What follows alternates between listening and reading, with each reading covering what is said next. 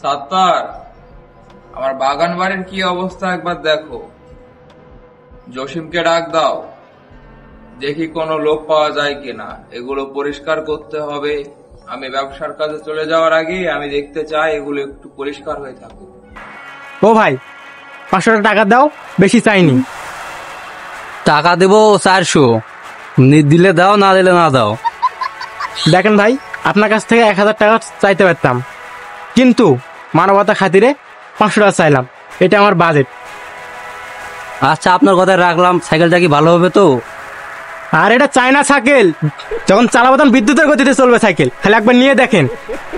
কি আর বলবো, তাহলে নেন।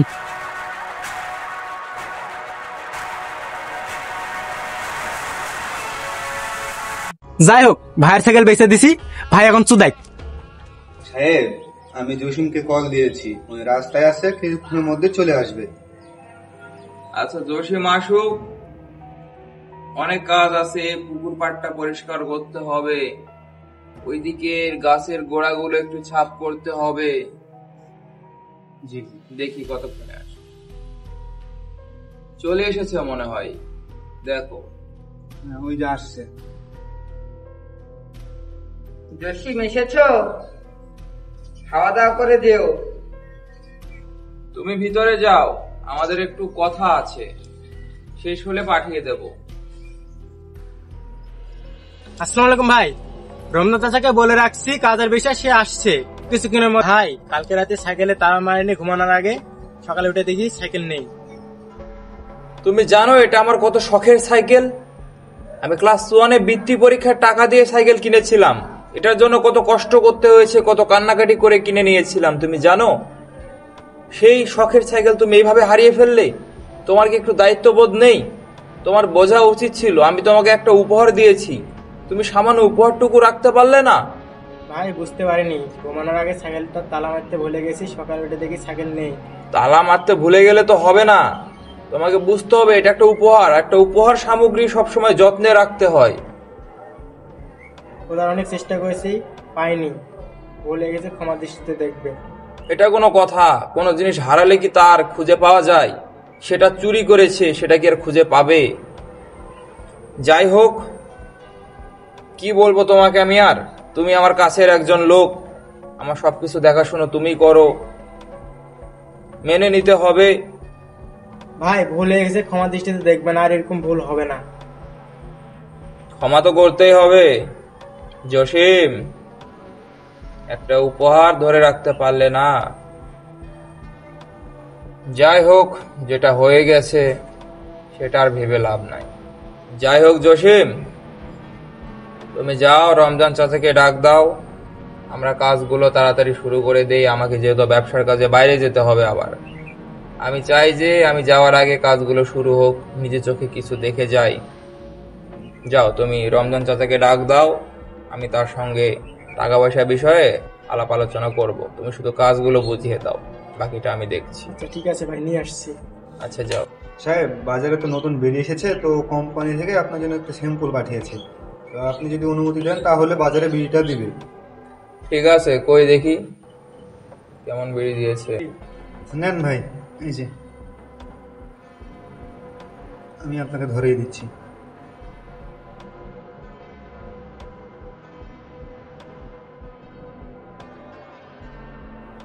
একটু খেয়ে বলেন। না,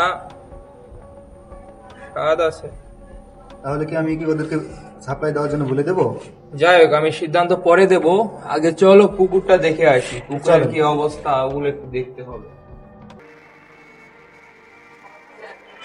ও রমনা চাচা, বাড়িতে আসো? ও রমনা চাচা, চৌধুরী ছেলের বাগানে কাজ করতে হবে, যদি কাজ করিস তাহলে বল। হ্যাঁ বাপু, কাজের একটা একটু দরকার আমার, কাজটা একটু পেলে ভালো হতো। তাহলে রমনা চাচা চলো। বাবু, তাহলে তুমি একটু আগো, আমি কোদাল নিয়ে যাচ্ছি। আচ্ছা, তাহলে কোদালটা নিয়ে আসো। ভাই, পুকুরের অবস্থা তো অনেক খারাপ, তো জসিমকে তো অনেকক্ষণ আগে পাঠিয়েছি লোক আনার জন্য। জসিমকে পাঠানো হয়েছে, চলে আসবে। পুকুরের আগাছাগুলো পরিষ্কার করতে হবে, কচুরি পানা হয়েছে, আর তুমি মাছগুলোর দিকে একটু খেয়াল রাখবে। জি ভাই। তারপরে তুমি দেখবা যাতে পুকুরে কেউ মাছ টাছ চুরি না করে। কোনো গরিব মানুষ যদি মাছ টাছ চায় তাহলে তুমি নিজ দায়িত্বে মাছগুলো দিও। জি ভাই। কারণ আমার ছোট পরিবার, সব গ্রামবাসীকে নিয়েই হলো আমার আসল পরিবার। ভাই রমজান চাচাকে নিয়ে এসেছি, কিন্তু কাজের বিষয়ে কথা বলতেন। ঠিক আছে। ওয়ালাইকুম আসসালাম। চাচা ভালো আছেন আপনি? যাই হোক, চাচাকে কাজের বিষয় সব বলেছো? জি ভাই বলছি। যাই হোক চাচা, আপনি একটু দেখেন বাগানের অবস্থা খুব খারাপ হয়ে আছে। আপনি নিজ দায়িত্বে কাজগুলো একটু করে দেবেন, একটু ভালো করে করবেন। আর মাথায় রাখবেন বাগানে কিন্তু আমার অনেক শখের গাছ আছে, এগুলো যাতে কোনো ক্ষতি না হয়, কোনো গাছ যাতে কাটা না পড়ে। ঠিক আছে জসিম? জি ভাই। তুমি যাও চাচাকে কাজগুলো বুঝিয়ে দাও। আপনাকে চিন্তা করতে হবে না পারিশ্রমিক নিয়ে। আপনার মাথার ঘাম পায়ে পড়ার আগে আপনার পারিশ্রমিক পরিশোধ করে দেব। আমি না থাকলেও জসিমকে দিয়ে পাঠিয়ে দেব, সে আপনাকে দিয়ে দেবে। যাই হোক জসিম, চাচাকে নিয়ে যাও, চাচাকে বাগানের কাজগুলো দেখিয়ে দাও। আমি একটু পরে আসছি দেখ। আচ্ছা ঠিক আছে ভাই। ঠিক আছে চাচা। চলেন ওয়ালাইকুম চাচা, আসসালাম। কাজগুলো বুঝিয়ে দিই। আর সাত্তার, জি ভাই। তোমার এই বিড়ির কোম্পানিকে একটু জানাও বাজারে বিড়িগুলো সাপ্লাই দিয়ে দিতে। বিড়ি মোটামুটি ভালোই আছে, খারাপ নয়। তাহলে আমি ওদেরকে জানিয়ে দিচ্ছি বিড়িটা সাপ্লাই দেওয়ার জন্য। ঠিক আছে, তুমি তাড়াতাড়ি জানিয়ে দিও। ঠিক আছে ভাই। ভাই ওদিকে চলেন, আমরা ওদিকে যাই দেখি। চলো দেখি আর কি কি অবস্থা খারাপ হয়ে আছে। হ্যাঁ।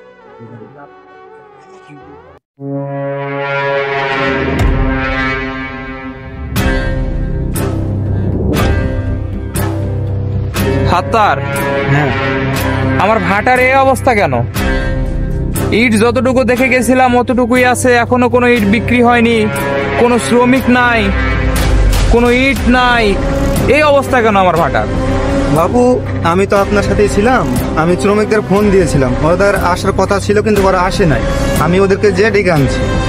তার কোনো দরকার নেই, আমি নিজে যাব সব শ্রমিকদের বাসায়। চলো ওইদিকে দেখি। সাত্তার, হ্যাঁ সাহেব। ভাটার অবস্থাগুলো দেখো একবার তুমি। দেখতে পাচ্ছি। এখানে সব ভাঙ্গা ইট পড়ে আছে। আমি কি এই অবস্থায় রেখে গিয়েছিলাম ভাটা? না, তো তোমরা কি করো আমি বুঝলাম না। যে শ্রমিকরা আসে না, আজকে আসলে হয়তো এটা থাকতো। তাহলে শ্রমিকদের সঙ্গে আজকে আমি কথা বলবো, আমাকে চলো। সবার ঠিকানা দাও, আমি হ্যাঁ, সেখানে চলো। যাবো। চলে না। এসো চলো ওইদিকে যে আরেকবার দেখে আসি।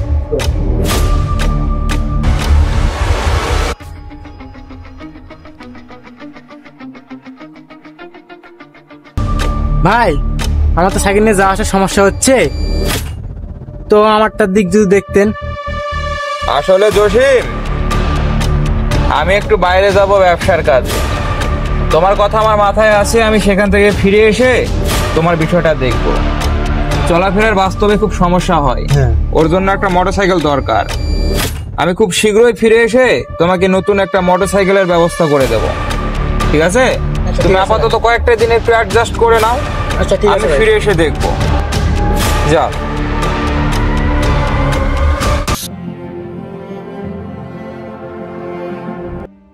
চাচার কাজ তো খুব সুন্দর, চাচা তো খুব দারুণ কাজ করে।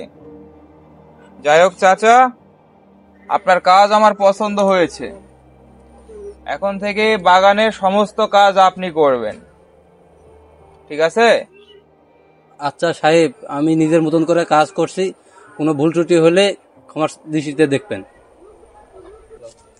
সাত্তার, জি ভাই। চাচার পারিশ্রমিকটা দিয়ে দাও।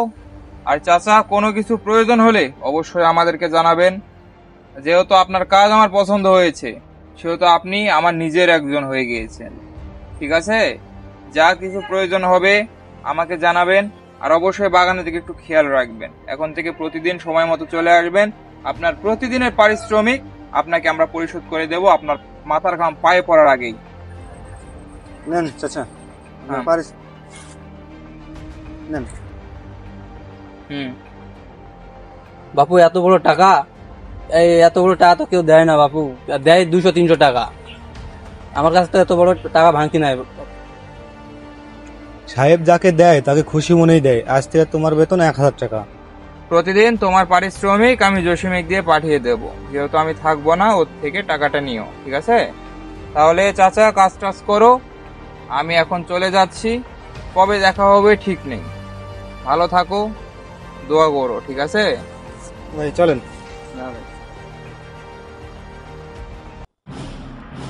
এখনো চৌধুরী বুঝতে পারেনি তার পিছনে কত বড় ষড়যন্ত্র হচ্ছে।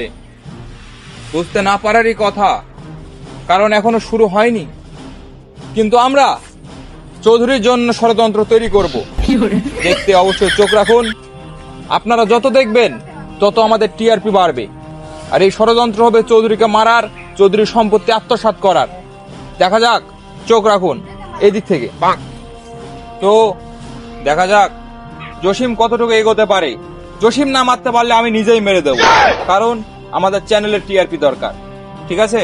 তো চোখ রাখুন আমাদের চ্যানেলে, দেখা যাক কি হয়। চলো মারা দেখে আসি।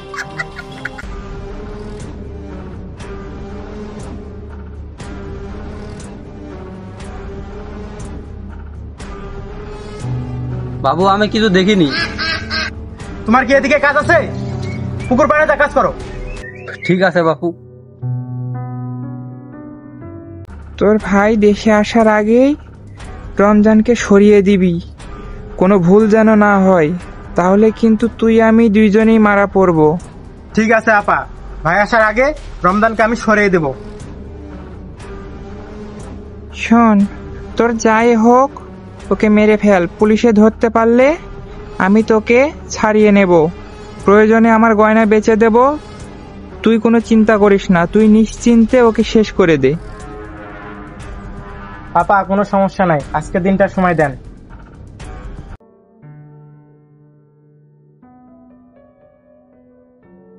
চাচা, ভাই এক্ষুনি তোমাকে ডাকলো, জরুরি।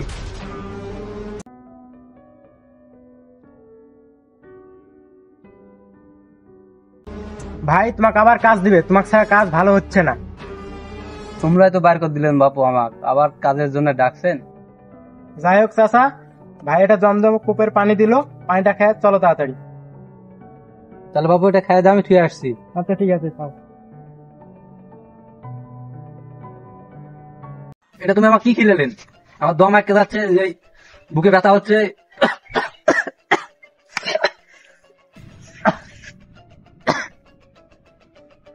চাচা তুই এখন তোর মতন ঘুমা, আমি গেনু।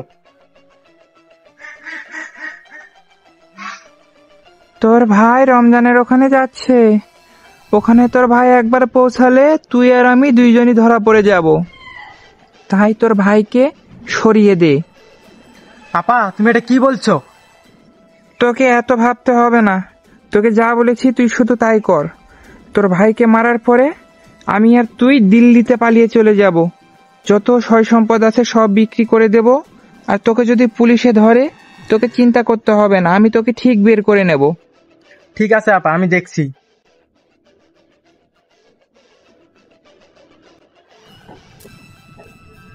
জসিম, এই জঙ্গলের ভিতর দিয়ে আরো কত দূরে? তাড়াতাড়ি চলো।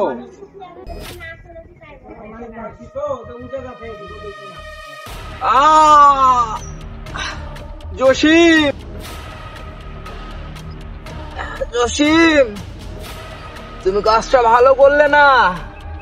মনে রেখো, সিরাজউদ্দৌলা মরার পরে মির্জাফরের চক্রান্তে বাঙালি 200 বছর খেটেছে। তুমিও ঠিক তাই করলে। ভাই আমাকে মাফ করে দিন, আমার কাছে তাছাড়া উপায় নাই আর।